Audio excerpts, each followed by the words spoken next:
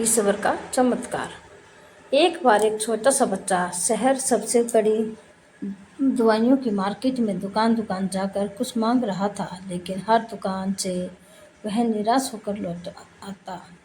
एक सज्जन सड़क किनारे खड़े हुए उसे बड़े ध्यान से देख रहे थे।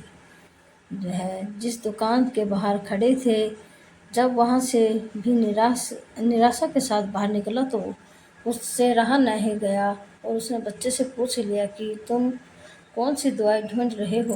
तो पूरी मार्केट में किसी के पास नहीं है। उस बच्चे की बात सुनकर वह सज्जन अपनी आंखों से आंसू नहीं रोक पाए।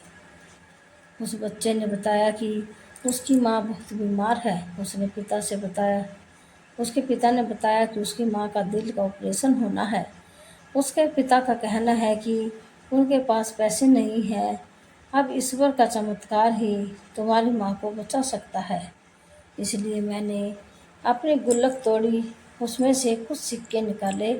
उन सिक्कों से ही मैं हर एक दुकान से ईश्वर का चमत्कार मांग रहा हूँ।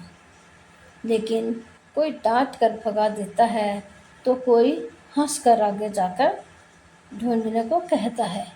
वह बच्चा कहता है, मैं हार नहीं मानूंगा, कोशिश करता रहूंगा।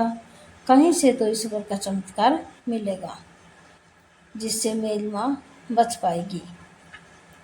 वह बच्चा जिस सज्जन को अपनी कहानी सुना रहा था, वह शहर के जाने माने हार्ट सर्जन थे। उनका बहुत बड़ा हॉस्पिटल था। वह वहाँ इसलिए खड़े थे क्योंकि उनकी गाड़ी का टायर पंचर हो गया था और उनका ड्राइवर कार का पहिया बदल रहा था।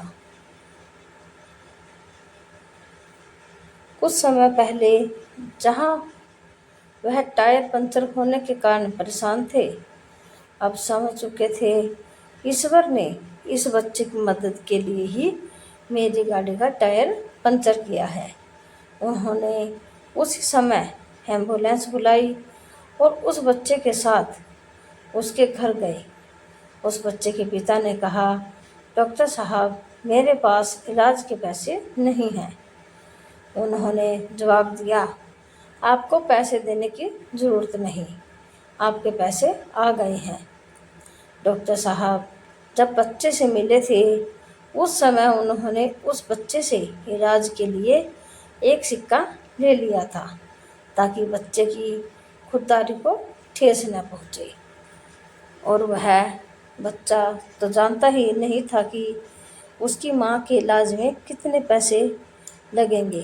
वह बिना सोचे समझे अपनी माँ की जान बचाने के लिए दुकान दुकान घूमकर ईश्वर का चमत्कार ढूंढ रहे थे। फिर भी उसने हार नहीं मानी।